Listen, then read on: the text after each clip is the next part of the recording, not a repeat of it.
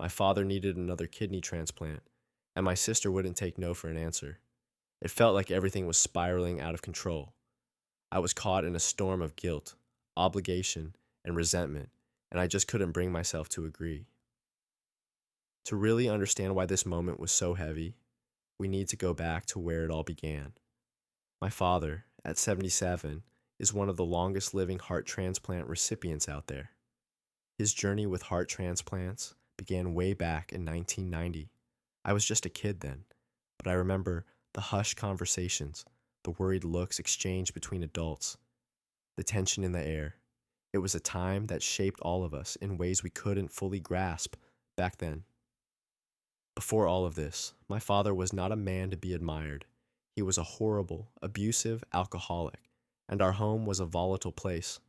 My mother, a woman of quiet strength, was on the brink of leaving him. The drinking, the shouting, the chaos. It was a relentless storm. But then came the heart transplant, a desperate bid for survival that seemed to wake him up from the stupor he'd been living in. It was as if he'd been given a second chance, a new heart, both literally and figuratively. The transformation wasn't instant, but it was real. He quit drinking, quit smoking, and though it took time, he became a better version of himself. The community began to know him as a man who cared, who gave back, who was no longer the monster of my childhood, but the shadow of his past lingered, at least for me. Despite his redemption arc, everything in our family revolved around him and his needs. His appointments, his medications, his life became the axis around which we all spun. My mother, the true unsung hero, was always in the background, orchestrating the chaos into some semblance of normalcy. She worked multiple jobs, kept the family afloat, and never once complained about the hand she'd been dealt. Growing up, we didn't have much. We teetered on the edge of poverty, sometimes slipping into it. I remember the shame of standing in line for food stamps, of wearing clothes that never quite fit right because they'd been handed down one too many times. But we did what we had to do. In 6th grade, I got a paper route, the first of many jobs that taught me the value of hard work and independence. At 17, I joined the Army. It was a way out, a chance to build a life that wasn't defined by my father's needs. I built a career, a life where I wasn't a burden on anyone. Yet I still sent money home every month, until I got married, that is. The ties that bound me to my family were strong and unyielding, but I was determined to carve out my own path. Yet here we were again, with my father needing more, this time a kidney. My sister, bless her heart, was relentless in her quest to find a donor. She launched a full-scale social media campaign. Her posts filled with pleas and hashtags meant to tug at the heartstrings of anyone who would listen. She was determined to save him, to keep him alive at all costs. I watched from a distance, my heart heavy with conflicting emotions. I understood her desperation, her love for the man our father had become, but I couldn't shake the feeling that we were being asked to sacrifice too much, to give more than we could afford. The idea of donating a kidney to someone nearing 80, someone who had already outlived most expectations, didn't sit right with me. I knew what people would say, that we have 2 kidneys for a reason, that you can live a perfectly healthy life with just one. But the thought of what could happen if I needed that kidney later on gnawed at me. It wasn't just about me. It was about my wife, my future, the life I'd built away from the shadows of my childhood.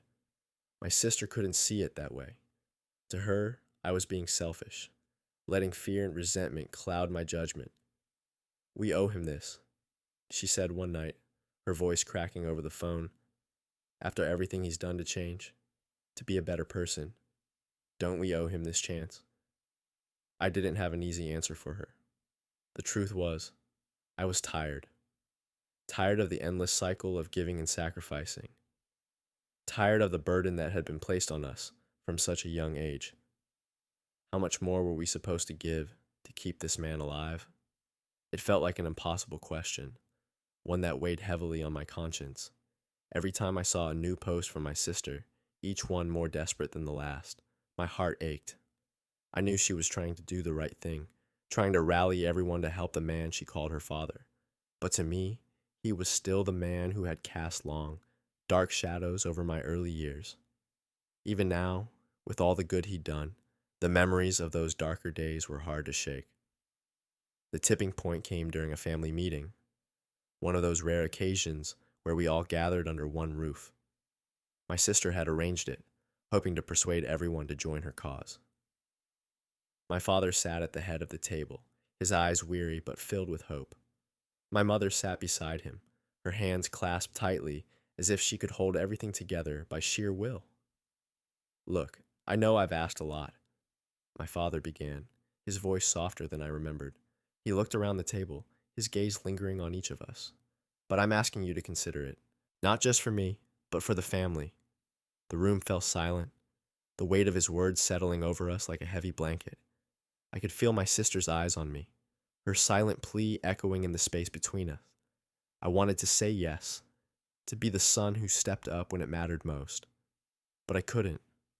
The words caught in my throat, choked by years of suppressed anger and resentment. "I can't," I said finally, my voice barely above a whisper. "I just can't." The silence that followed was deafening. My sister looked at me, her eyes filled with disappointment, and for a moment, I thought she might cry. My father's expression didn't change, but the hurt was evident in the slump of his shoulders, in the way he looked away. I left the meeting feeling more alone than I had in years. I drove home in silence, the road ahead blurred by unshed tears. I wished things were different, that I could be the person my family wanted me to be, but I couldn't shake the feeling that I'd already given so much that it was time to think about my own future. As the days passed, I found myself reflecting on the choices I'd made. The guilt lingered, but so did a sense of relief. For the first time, I'd said no, put my needs first. It wasn't an easy decision, and it certainly wasn't the popular one, but it was mine. And in a way, it felt like a step toward healing, toward breaking a cycle that had defined so much of my life. I knew my sister would continue her campaign, that my father would hold out hope for a miracle. And maybe, just maybe, they'd find the donor they needed. But as for me, I'd made my peace with the decision, with the knowledge that I couldn't save everyone. Sometimes the hardest thing to do is to choose yourself, but sometimes it's the only thing that makes sense. The days following the family meeting were a blur of conflicting emotions, swirling around me like a relentless storm. Each morning, I awoke with a sense of unease, as if the weight of my decision sat heavily on my chest.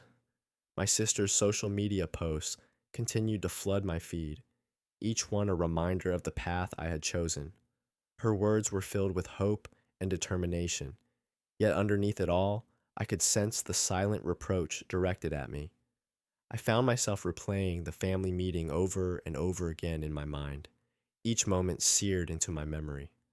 My father's weary eyes, the disappointment etched across my sister's face, the silent plea in my mother's gaze, these images haunted me. Despite the guilt that gnawed at me, I couldn't bring myself to regret my decision. It was a complex tangle of emotions, a battle between duty and self-preservation that I couldn't easily resolve. One evening, as the sun dipped below the horizon, casting a warm glow across the sky, I sat on the porch, contemplating the choices that lay before me. The world outside seemed so calm, so indifferent to the turmoil within me. I watched as the sky shifted from gold to dusky pink, the colors blending seamlessly into one another. It was a moment of quiet reflection, a chance to breathe amidst the chaos. I thought about my father, about the man he had become, and the man he used to be. The transformation he had undergone was nothing short of remarkable, a testament to the power of change. Yet the scars of the past were hard to ignore. They lingered in the shadows, a reminder of the pain and struggle that had shaped my childhood. It was difficult to reconcile these two versions of my father, to find a place for both in my heart.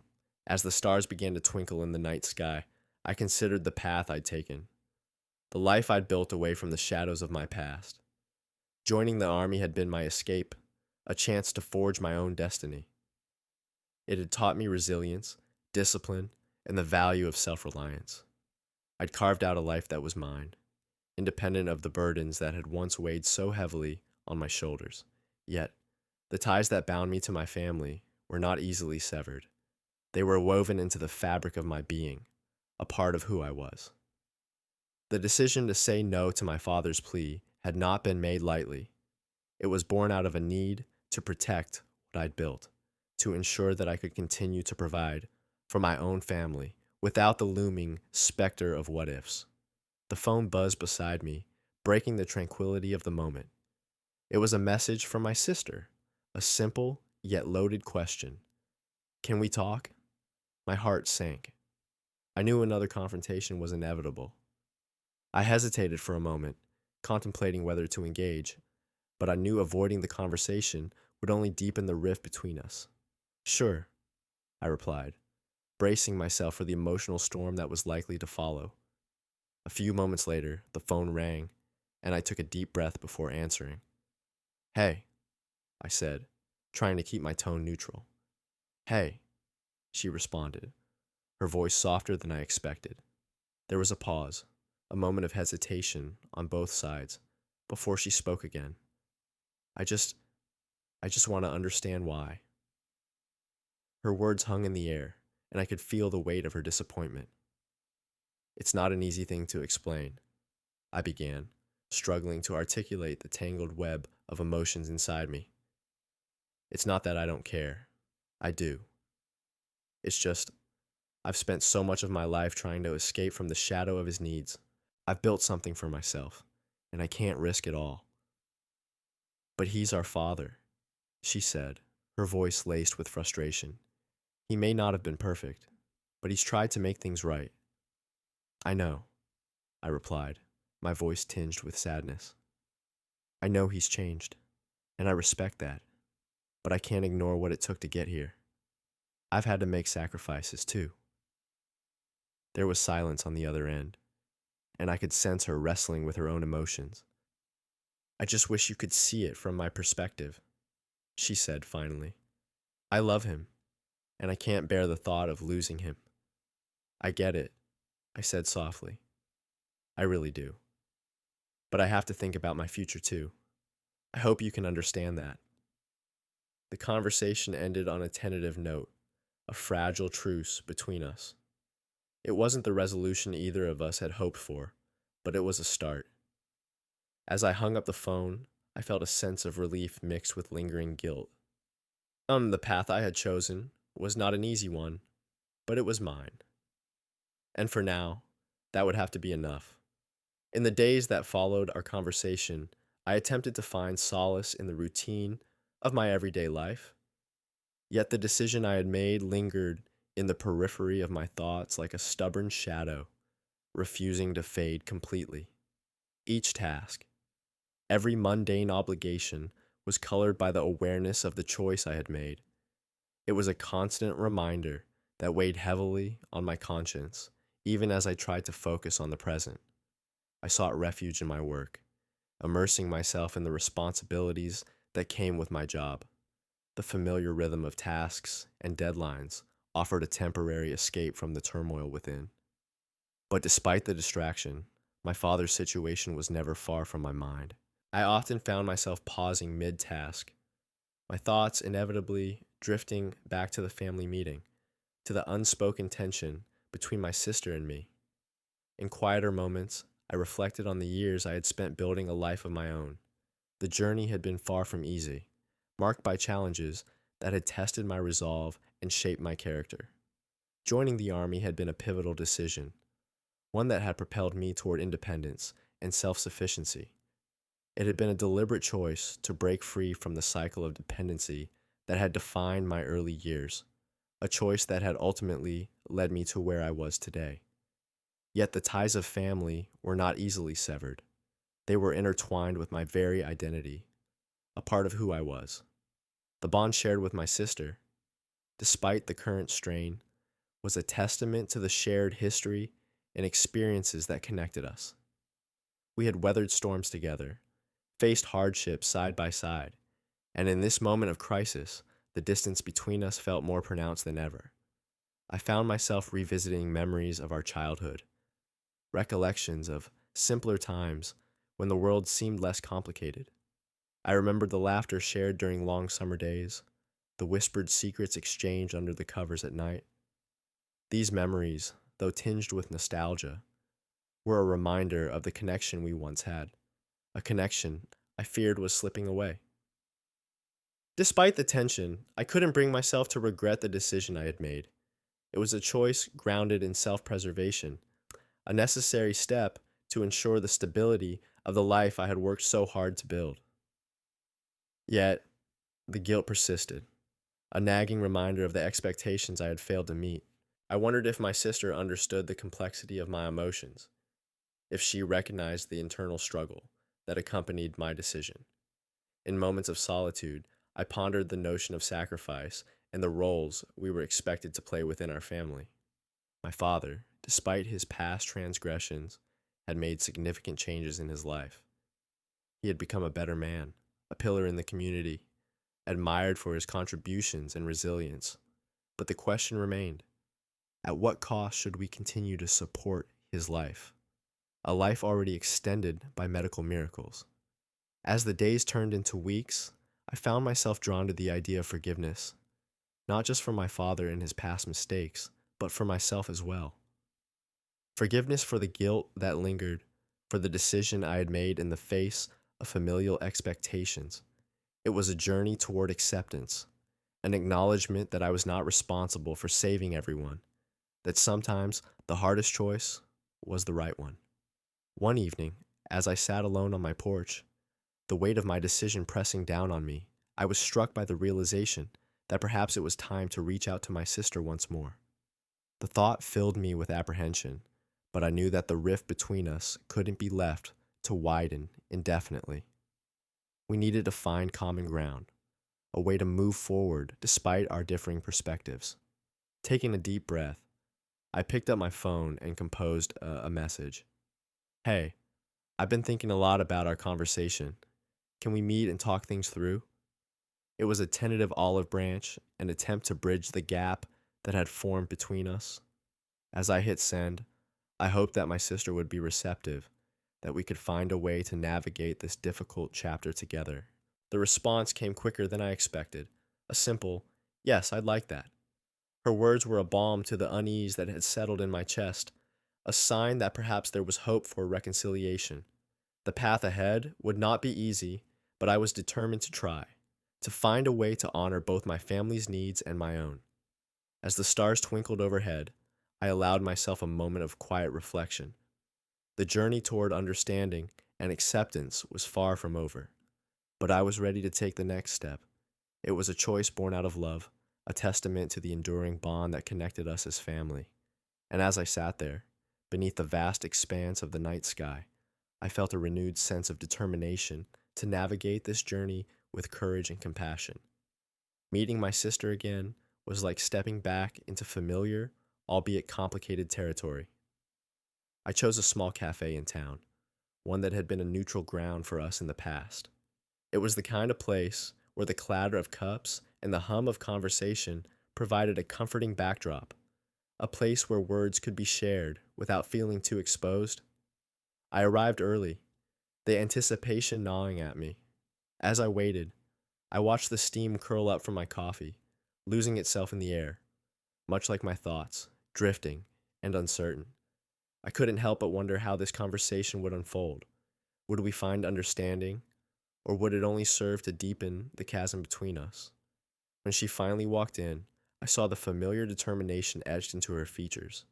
My sister had always been the fighter among us, the one who wore her heart on her sleeve, yet bore her burdens with a fierce resolve. As she approached, I felt a mix of relief and trepidation. Her presence was a reminder of all that we had shared and all that we had yet to resolve. We exchanged pleasantries, the kind that felt obligatory yet necessary to ease us into the crux of our meeting. It was a ritual of sorts, a way to bridge the gap before diving into more turbulent waters. As we settled into our seats, I noticed the way she watched me, as if searching for something in my expression. I'm glad you reached out, she began, her voice steady but tinged with an underlying vulnerability. I've been thinking about our last conversation a lot. I nodded, taking a moment to gather my thoughts. Me too. It's been a lot to process, I admitted, the weight of my words hanging in the air between us. She looked down at her hands, fingers entwining and untangling, as if mirroring her inner turmoil. Look, I know this is hard. I know you're struggling with your decision, but he's our dad. The words hung heavily, a simple truth that carried with it the weight of years of shared history. I could feel the pull of familial duty, the unspoken expectation that came with being part of a family. Yet, my own needs and boundaries were just as real, demanding acknowledgement. I understand that, I replied, trying to keep my voice gentle yet firm. But I need you to understand where I'm coming from, too. My whole life has been about making sure I'm not a burden, about carving out a space where I can breathe freely. It's not that I don't care about Dad, but I have to consider my own future, too. Her eyes met mine, a flicker of understanding passing through them. I know, she said softly. It's just, I don't want us to lose him. Not yet. There it was. The fear that underpinned her every action, the fear of loss, of saying goodbye. It mirrored my own fears, though expressed differently. I reached across the table, placing my hand over hers, hoping to convey what words might fail to capture. I'm not asking you to agree with me, I said, my voice earnest. I'm just asking you to see that my choice doesn't mean I don't care. It means I'm trying to balance what's right for me with what's right for him. She squeezed my hand, a silent acknowledgement of the complexity of our situation. I get it. I really do, she replied, her voice barely above a whisper. I just wish things were simpler. In that moment, we sat in silence, our hands joined over the table, a small gesture of unity amidst the chaos. It was a beginning, a tentative step toward understanding, and though the path ahead was uncertain, I felt a glimmer of hope. As we parted ways that day, I realized that this journey was not just about making a decision, but about finding a way to navigate our family's narrative together. There would be more conversations, more difficult decisions, but for now, knowing that my sister and I were willing to face them together was enough. It was a testament to the strength of our bond, to the resilience that had carried us through so many challenges before. And as I walked away, the cool breeze brushing against my face, I felt a sense of peace settle within me.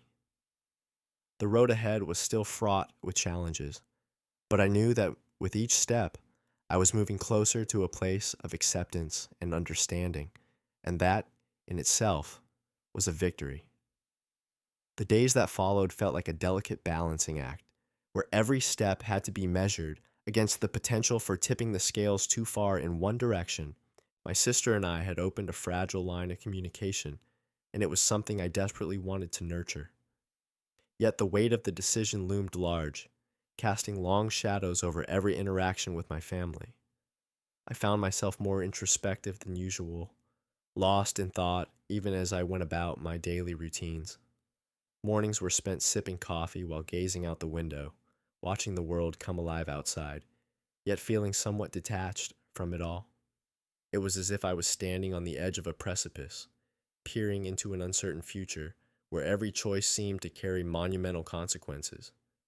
My father's condition wasn't just a medical dilemma, it was a reminder of the past, of the years spent navigating a household dominated by his needs. Those memories, both bitter and sweet, played in my mind like an old film reel, flickering images of a life colored by his transformation from tyrant to a man seeking redemption. I couldn't deny the progress he'd made, nor the gratitude I felt for the years his transplants had afforded us, but neither could I ignore the toll it had taken on all of us. Conversations with my mother were tinged with an unspoken tension, a dance of words carefully chosen to avoid reopening old wounds. She, more than anyone, understood the complexity of my feelings, having borne the brunt of my father's past self. Her resilience was a cornerstone of our family, yet even she seemed uncertain of how to navigate this latest chapter. "I just want you to know that whatever you decide, I'll support you," she said one evening over the phone, her voice carrying the gentle assurance that had always been her strength. "You've always done right by this family, and I trust your judgment." Her words were a balm, soothing the anxiety that simmered beneath the surface. Yet, they also reminded me of the weight of expectation, the unspoken hope that perhaps I would step forward, that I would be the one to make another sacrifice. In quiet moments, I found myself questioning what it meant to be selfish. Was it selfish to protect my own future, to preserve the autonomy I had fought so hard to achieve? Or was it selfish to refuse a chance to extend my father's life, to deny him the possibility of more moments with his grandchildren, his great grandchildren? My sister's social media campaign continued to gather momentum, a whirlwind of hashtags and heartfelt pleas that painted a picture of our father as a beloved figure in the community. It was a narrative that rang true in many ways, but it also felt like a distortion of the complexities that lay beneath the surface. I couldn't help but feel a pang of guilt each time I saw another post shared, another message of support from people who saw only the man he had become, not the man he once was. As the weeks passed, I began to realize that the decision I faced was not merely about donating a kidney. It was about redefining my relationship with my father, with my family, and with myself. It was about confronting the shadows of the past while embracing the potential for a future shaped by my own choices. In time, I knew I would have to make a decision, one that would inevitably ripple through the fabric of my family's narrative.